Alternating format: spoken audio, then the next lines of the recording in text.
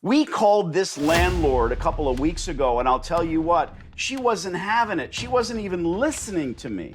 So what do I tell the client? We keep calling. A week or two or a month later, she might be in a different position. Maybe she's had a little more sherry, and she very well might listen to us. When we know it's the landlord and it's the right individual to talk to, we can't just say, oh well, and throw our hands in the air. We're looking for a no. If I wrote a book, it'd be called Get Them to Say No. Let's call.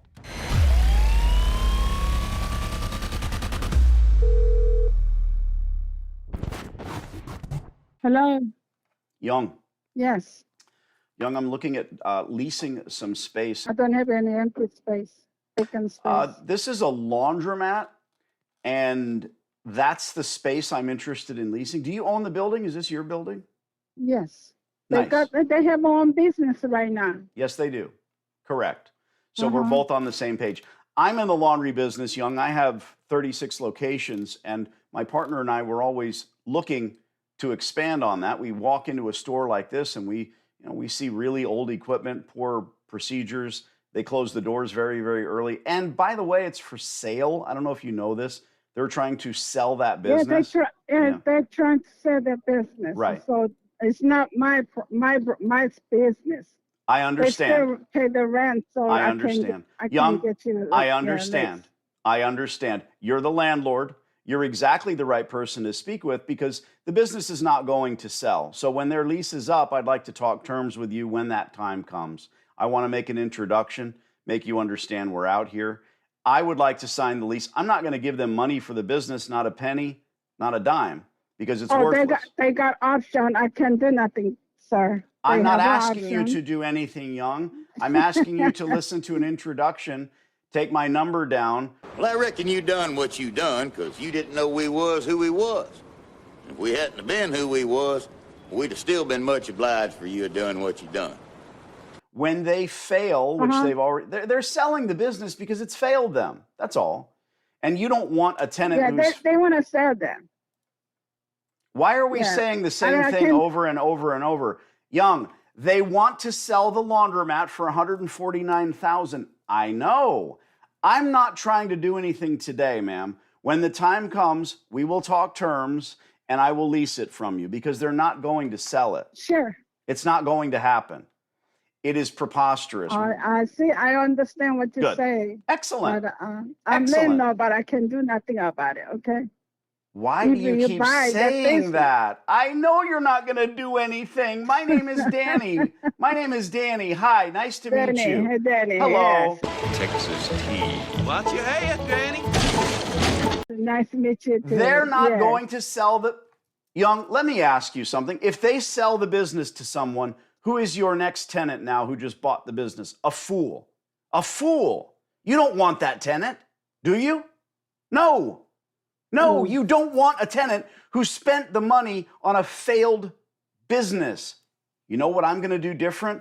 I'm going to spend hundreds of thousands of dollars on equipment, young lady. That's what I'm going to do. Okay? If they sell it, all right. You're stuck. If they move, I'll let you know. There you go. What's your email address, Young? At gmail.com. Now, that's not your email address. Who's that? Your son? Your husband? Yeah, my husband's. Okay. All right, Young, listen. We both look at the same email. Right, right. You want a good long-term tenant in that space? That's me. Period. End of story. Of course. So as they pay rent, it's okay. Sure. How long do they have left on their lease? Oh, one more couple months. So why aren't we negotiating a lease right now?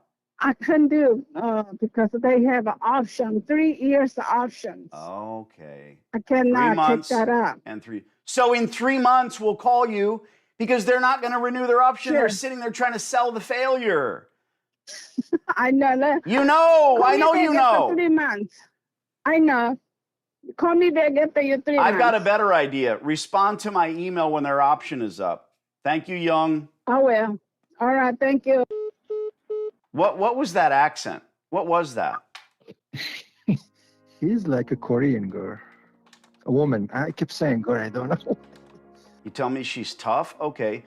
Tough has nothing to do with not opening your fucking ears and listening to what somebody's fucking saying.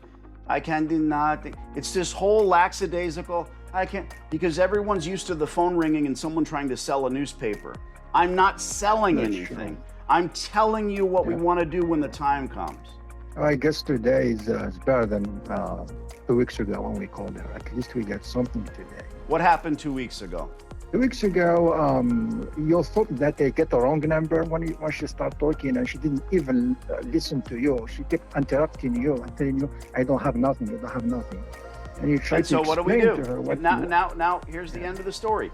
We got through, we got an email, her husband's sitting next to her. Yep. She's a tough bird, I'll tell you that, because most husbands wouldn't let the wife do the negotiating. It's a different world. All right, I'll send an email. Set your calendar, 3 months. Thank you, Danny. Ciao. Thank you, Danny.